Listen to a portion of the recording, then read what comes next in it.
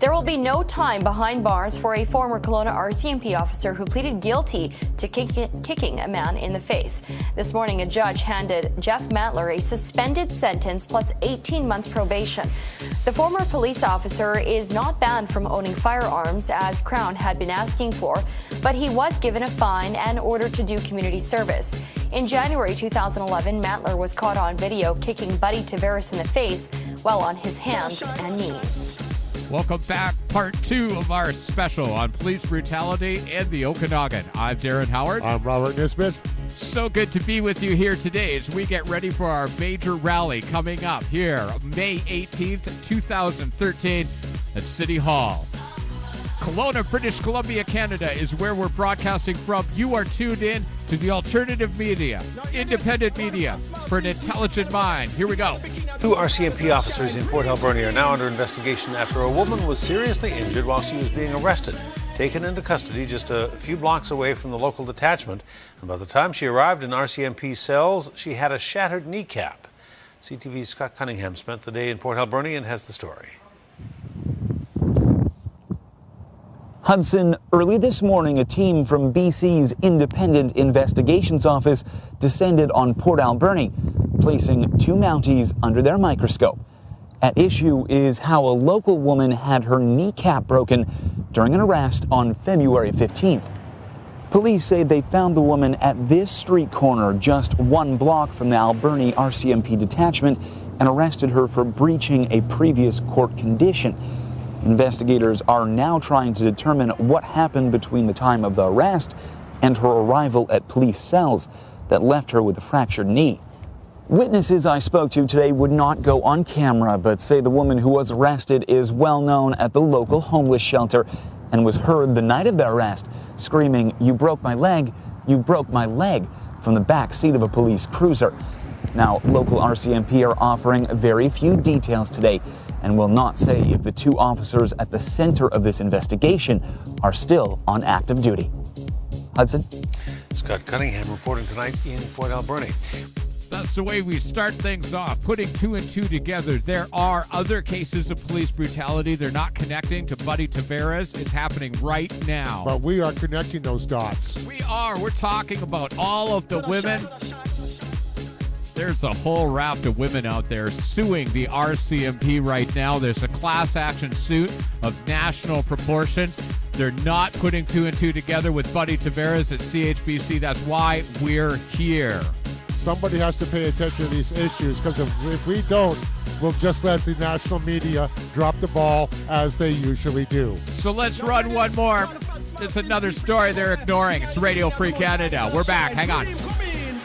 Lambert High School senior Ryan Mash says he thought his life was over last week when DeKalb Sergeant Scott Biumi allegedly shoved a gun in the teen's face while they both waited in a slow McDonald's drive-thru line. The shocking part, the fast food confrontation was caught on tape. 2 of Mash's friends were in the pickup truck with him and couldn't believe what was happening. Rick says he knew he had to get the man's license plate. With that vital information, the sheriff's department went to work. The Forsyth County Sheriff calls this case disturbing. The public rightfully expects more from the law enforcement officers, and for something as small as your food taking too long to get there for an officer to snap. We went by Sergeant Biumi's house tonight, but he referred us to his attorney. Larry DeLand, my attorney. Oh, can you say anything to us? Larry DeLand. Is he around here? No, he's in Decatur. If he overreacts about somebody being slow in the drive-thru, then he could overreact at another case. Now, that DeKalb sergeant was arrested at police headquarters this morning. He bonded out of jail this afternoon and, as you just saw, declined to talk to us. But we do know that he faces 1 count of aggravated assault.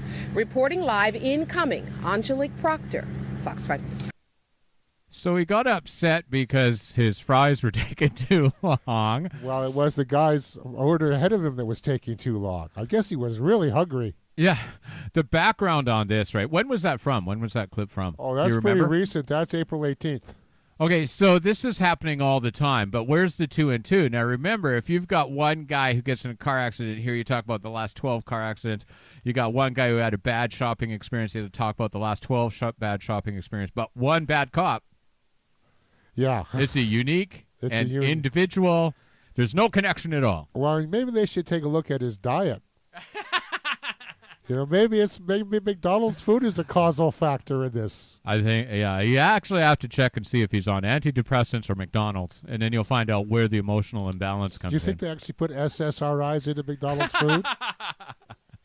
Those of you out there who are really paying attention, police brutality, we do try to make some fun because, man, this is a serious subject, and there's a lot of really angry people about the fact that Jeff Mantler got charged, got probation and a $50 fine and community service. After being caught on video committing a crime. Something so egregious. I mean, the judge himself says that it's such outrageous force. Okay, I'm trying to see. I've got this multi-page document, the judge's decision, in my hand, and we're cutting it up. We're starting to get some legal analysis of it because a lot of people are really volunteering and they're kicking in their money and their time to what we're doing around here because they recognize that we need to start taking a look in depth at these things. And it's a worldwide problem, but it's really becoming prevalent down in the United States. And down there, they have things like the NDAA. They've got this bizarre rule in Canada right now where the FBI or the cops down in the States can operate in Canada. Thank Mr. Harper for that. I'm not very comfortable with that. No. I mean, look at the way they behave all the time when they're in McDonald's drive-thru. There's also the case. Do you want to run this? Is this cool? Oh, this is just another example of the police getting away with a crime. Okay. So hold your breath. Well, remember this video that came out during the early days of the Occupy Wall Street movement in New York? Or how about this video of a police officer punching a protester seemingly without provocation?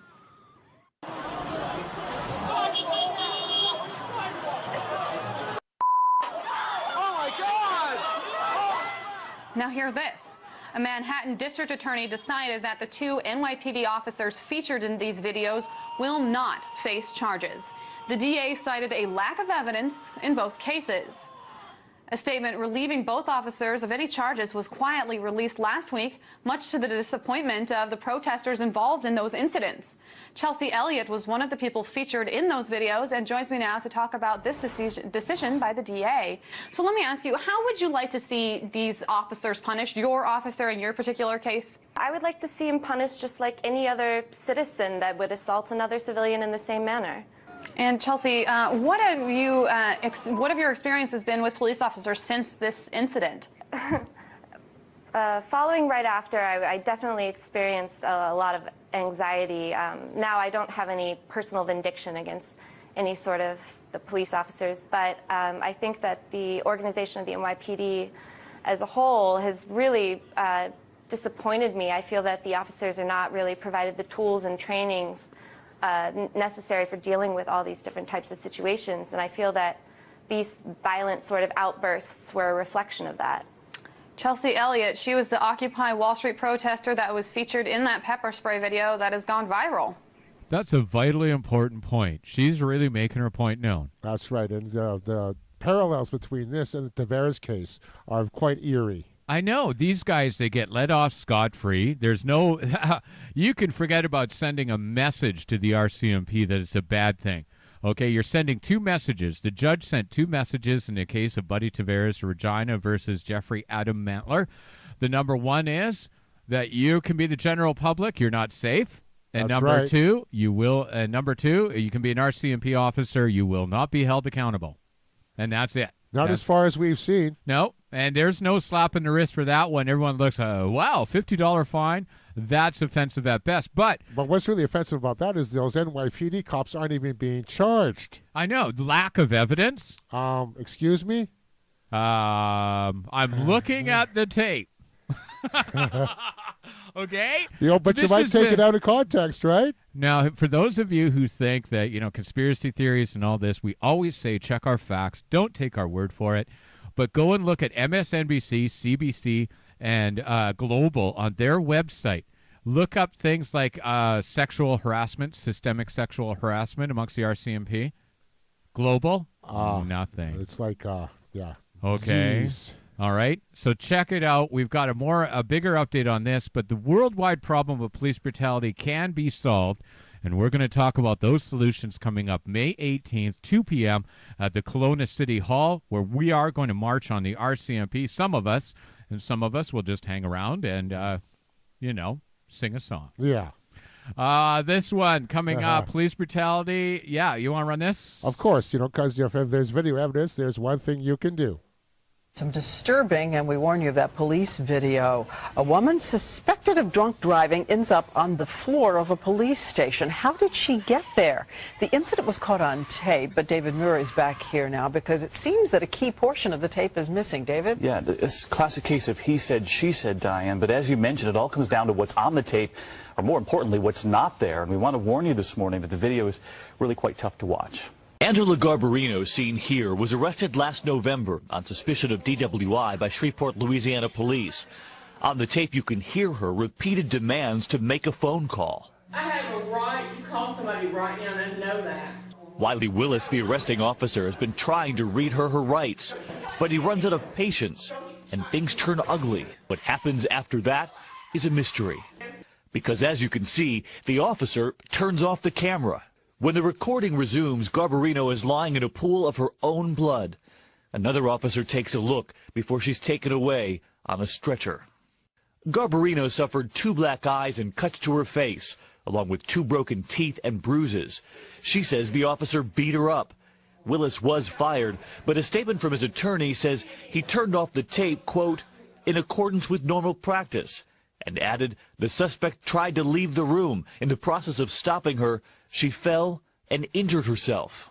Experts who reviewed the footage say at the very least the officer should have called for female backup. And you can see this morning why so many people are reacting to this. Police decided not to file criminal charges against the officer, saying no one knows for sure what happened because the tape was off. But when he says he turned off the tape in accordance with common practice or with practice, what does that mean? Yeah, that's what I was wondering. And apparently, according to police policy in that jurisdiction, if they do not agree to take a sobriety test and get booked, then they're allowed to turn off the tape, which makes you wonder, is it time to revisit the policy?